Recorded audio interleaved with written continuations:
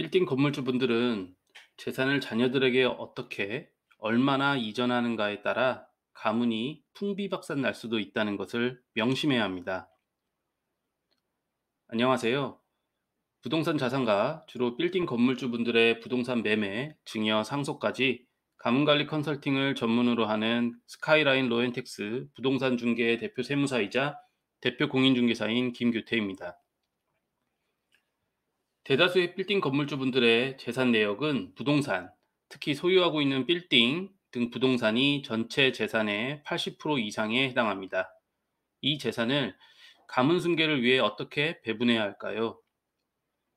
연세가 있으신 건물주분들은 가문의 대를 잇는 자녀에게 보다 많은 재산을 넘기시길 원하십니다.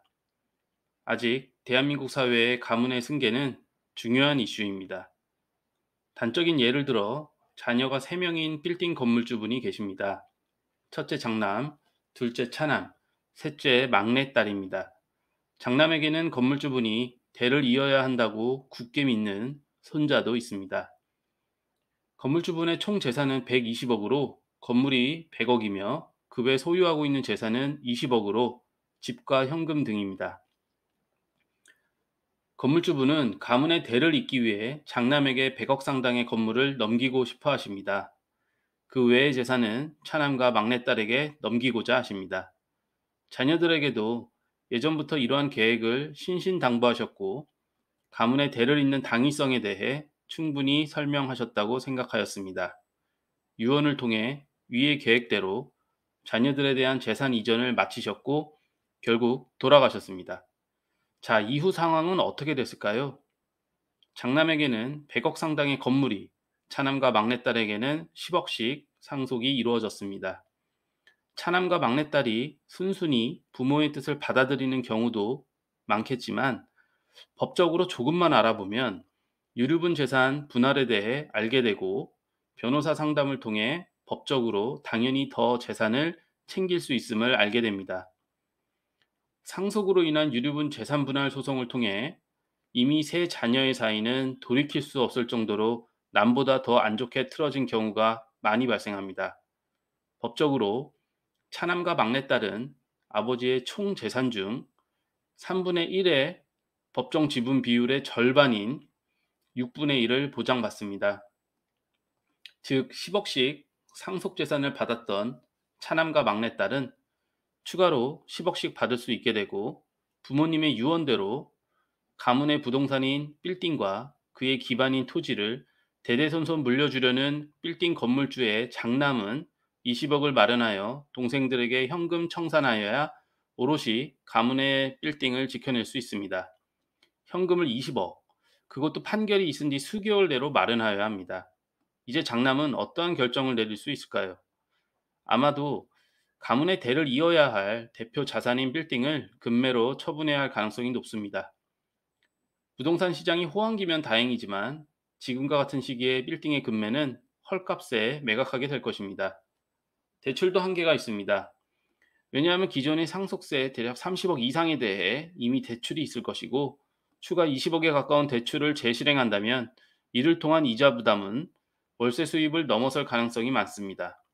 매월 현금 흐름이 마이너스인 상황이 지속되면 가문의 부동산인 빌딩은 지켜내기 점점 어려워집니다. 결국 부모의 뜻과는 다르게 자녀들 사이도 남보다 못한 사이로 안 좋게 끝나고 가문의 부동산 또한 헐값에 매각되어 최악의 결과에 이르게 됩니다. 빌딩 건물주께서 가문의 부동산을 대대손손 물려주고 싶으시다면 미리부터 계획하고 실행하여야 합니다. 향후 발생할 문제는 대개 미리 예측 가능합니다. 앞의 케이스에서 장남에게 발생할 가장 큰 문제는 현금의 부족으로 인한 빌딩 건물의 급매입니다. 해결책으로 첫 번째, 현금을 최대한 쌓을 수 있는 구조를 빌딩과 더불어 물려주어야 합니다.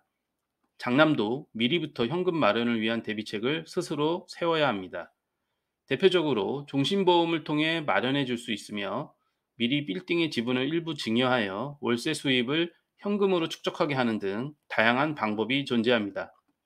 두 번째, 3명의 자녀에게 미리 증여한 재산부터 남겨줄 재산까지 총 합의 6분의 1 이상을 차남과 막내딸에게 넘겨주어야 유류분 침해 획이 없게 되어서 유류분 반환 청구 소송의 실익이 없어지기에 원래 부모님의 뜻대로 빌딩이 온전히 장남 소유의 것이 됩니다. 이를 증빙하는 자료가 가장 중요한데 금융기록과 공증 등을 통해서 객관화시켜 놓아야 할 것입니다. 즉, 차남과 막내딸도 장남에게 많은 자산이 주어졌지만 유류분 반환 청구 소송의 실익이 없어지기에 부모의 뜻에 따를 수밖에 없는 것입니다.